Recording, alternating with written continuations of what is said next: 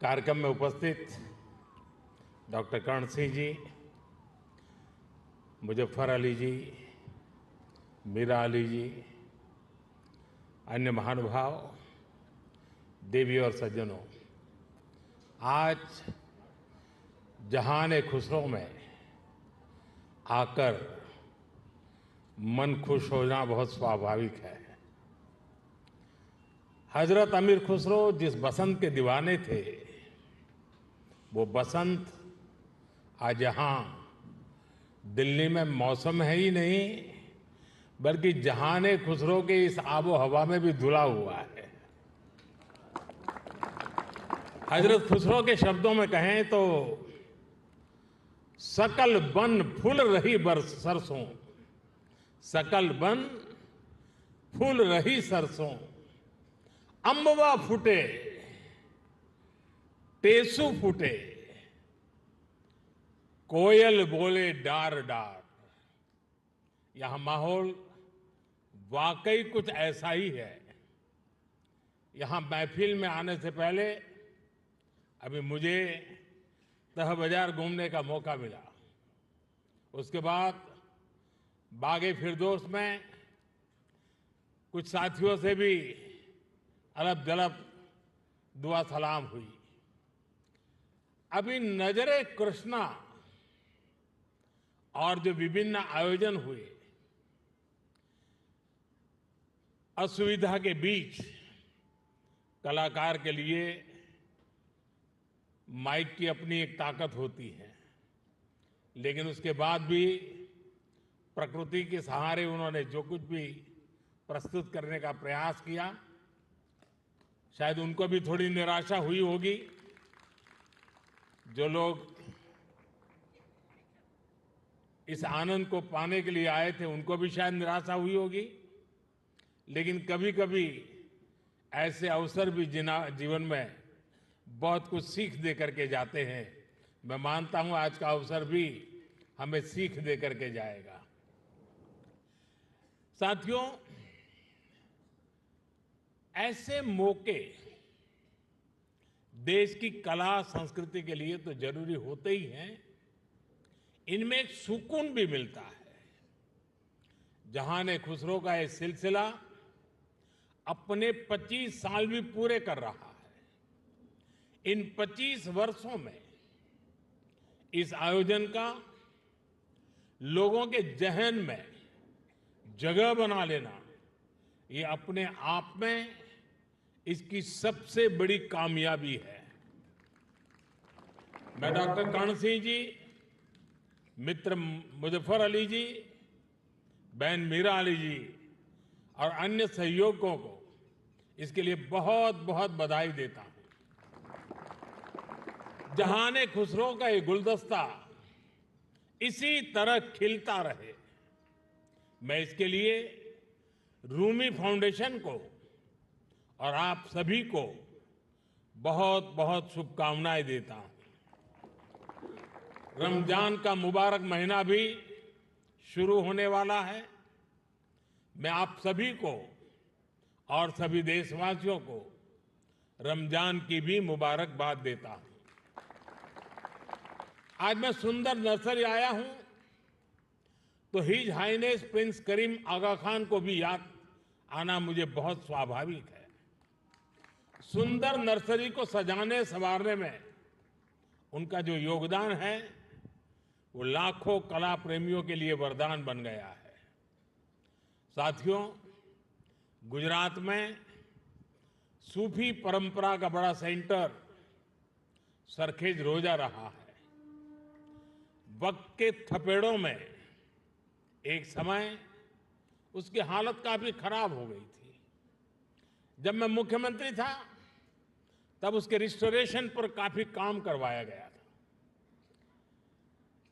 और बहुत कम लोगों को मालूम होगा, एक जमाना था जहां सरखेज रोजा में बड़ी धूमधाम के साथ कृष्णोत्सव मनाया जाता था और बहुत बड़ी मात्रा में मनाया जाता था। और आज भी यहां कृष्ण भक्ति के रंग में हम सब रंग गए थे। मैं सरखेज रोजा में होने वाले सालाना सूफी संगीत कार्यक्रम में शिरकत की अवसर किया करता था। सूफी संगीत एक ऐसी साजी विरासत है जिसको हम सब मिलजुल कर जीते आए हैं। हम सब ऐसे ही बड़े हुए हैं। अभी यहां नजरे कृष्णा की जो प्रस्तुति हुई उसमें भी हमारी साजी विरासत की झलक दिखाई देती है। साथियों, जहान खुसरो के इस आयोजन में एक अलग खुशबू है। ये खुशबू हिंदुस्तान की मिट्टी की है। वो हिंदुस्तान जिसकी तुलना हजरत अमीर खुसरो ने जन्नत से की थी। हमारा हिंदुस्तान जन्नत का वो बगीचा है जहां तहजीब का हर रंग फला फूला है। यहां की मिट्टी के मिजाज में ही कुछ खास है। शायद इसलिए जब सूफी परंपरा हिंदुस्तान आई तो उसे भी लगा जैसे वो अपनी ही जमी से जुड़ गई हो। यहां बाबा फरीद की रूहानी बातों ने दिलों को सुकून दिया। हजरत निजामुद्दीन की महफिलों ने मोहब्बत के दिए जलाए। हजरत अमीर खुसरो की बोलियों ने नए मोती पिरोए और जो नतीजा निकला वो हजरत खुसरो के इन मशहूर पंक्तियों में व्यक्त हुआ। बन के पंछी भय बावरे, बन के पंछी भय बावरे, ऐसी बिन बजाई सांवरे, तार तार की तान निराली, जुम रही सब वन की डारी। भारत में सूफी परंपरा ने अपनी एक अलग पहचान बनाई। सूफी संतों ने खुद को महज मस्जिदों या खानकाहों तक सीमित नहीं रखा। उन्होंने पवित्र कुरान के हर्फ पढ़े तो वेदों के स्वर भी सुने। उन्होंने अजान की सदा में भक्ति के गीतों की मिठास को जोड़ी और इसलिए उपनिषद, जिसे संस्कृत में एकम सत विप्राहा बहुधा वदंती कहते थे, हजरत निजामुद्दीन औलिया ने वही बात हर कौम रास्त राहे दिने व किबला गाहे जैसे सूफी गीत गाकर कही। अलग अलग भाषा, शैली और शब्द, लेकिन संदेश वही। मुझे खुशी है कि आज जहान खुसरो उसी परंपरा की एक आधुनिक पहचान बन गया है। साथियों, किसी भी देश की सभ्यता उसकी तहजीब को स्वर उसके गीत संगीत से मिलती है। उसकी अभिव्यक्ति कला से होती है। हजरत खुसरो कहते थे, भारत के संगीत में एक सम्मोहन है, एक ऐसा सम्मोहन कि जंगल में हिरण अपने जीवन का डर भूलकर स्थिर हो जाते थे। भारतीय संगीत के इस समंदर में सूफी संगीत एक अलग रौ के तौर पर आकर मिला था और इस समंदर की खूबसूरत लहर बन गया। जब सूफी संगीत और शास्त्रीय संगीत की वो प्राचीन धाराएं एक दूसरे से जुड़ी तो हमें प्रेम और भक्ति की नई कल कल सुनने को मिली। यही हमें हजरत खुसरो की कव्वाली में मिली। यही हमें बाबा फरीद के दोहे मिले, बुल्ले शाह के स्वर मिले, मीर के गीत मिले। यहां हमें कबीर भी मिले, रहीम भी मिले और रसखान भी मिले। इन संतों और औलियों ने भक्ति को एक नया आयाम दिया। आप चाहे सूरदास को पढ़ें या रहीम और रसखान को, या फिर आप आंख बंद करके हजरत खुसरो को सुने। जब आप गहराई में उतरते हैं तो उसी एक जगह पहुंचते हैं। ये जगह है आध्यात्मिक प्रेम की वो ऊंचाई जहां इंसानी बंदी से टूट जाती है और इंसान और ईश्वर का मिलन महसूस होता है। आप देखिए, हमारे रसखान मुस्लिम थे, लेकिन वो हरिभक्त थे।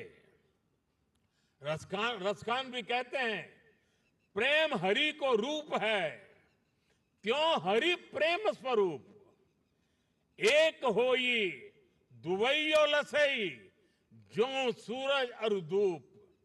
यानी प्रेम और हरि दोनों वैसे ही एक ही रूप है जैसे सूरज और धूप। और यही एहसास तो हजरत खुसरो को भी हुआ था।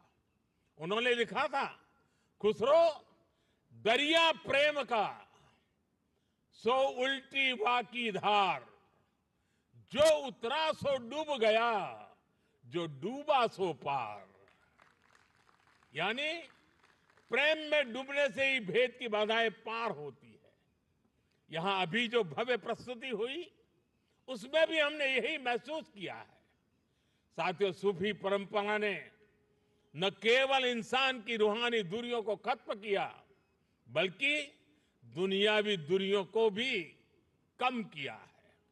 मुझे याद है, साल 2015 में जब मैं अफगानिस्तान की पार्लियामेंट गया था, तो वहां मैंने बड़े भाव भरे शब्दों में रूमी को याद किया था।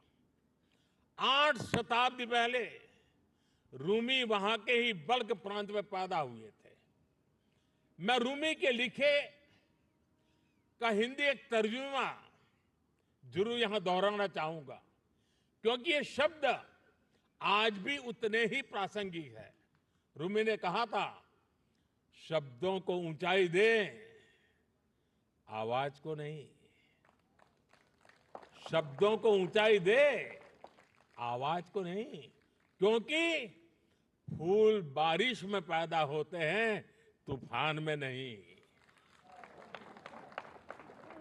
उनकी एक और बात मुझे याद आती है।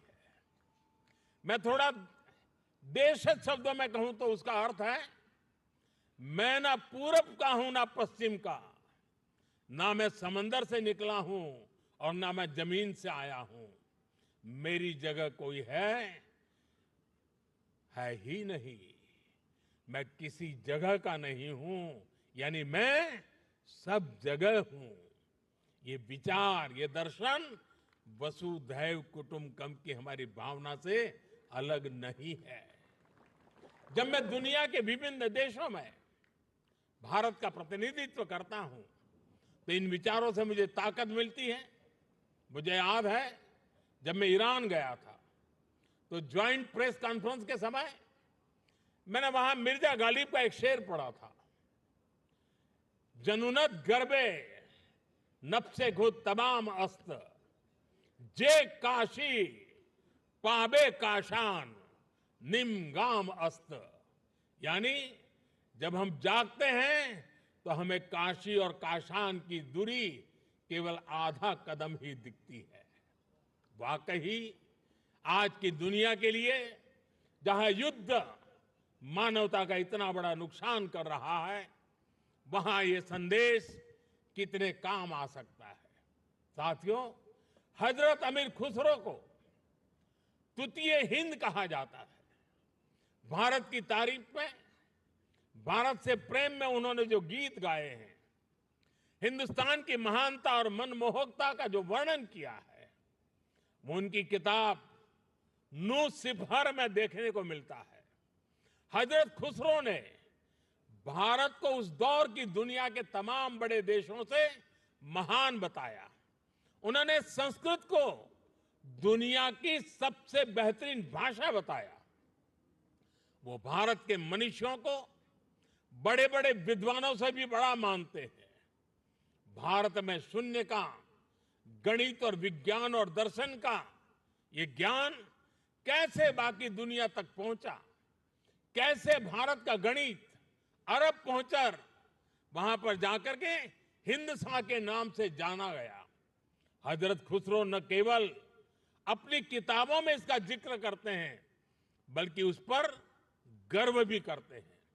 गुलामी के लंबे कालखंड में जब इतना कुछ तबाह किया गया, अगर आज हम अपने अतीत से परिचित हैं तो इसमें हजरत खुसरो की रचनाओं की बड़ी भूमिका है। साथियों, इस विरासत को हमें निरंतर समृद्ध करते रहना है। मुझे संतोष है जहान ए खुसरो जैसे प्रयास इस दायित्व को बखूबी निभा रहे हैं और अखंड रूप से 25 साल तक ये काम करना ये छोटी बात नहीं है। मैं मेरे मित्र को बहुत बहुत बधाई देता हूं। मैं एक बार फिर आप सभी को इस आयोजन के लिए बधाई देता हूं। कुछ कठिनाइयों के बीच भी इस समारोह का मजा लेने का कुछ अवसर भी मिल गया। मैं इसके लिए मेरे मित्र का हृदय से आभार व्यक्त करता हूं। बहुत बहुत धन्यवाद, बहुत बहुत शुक्रिया।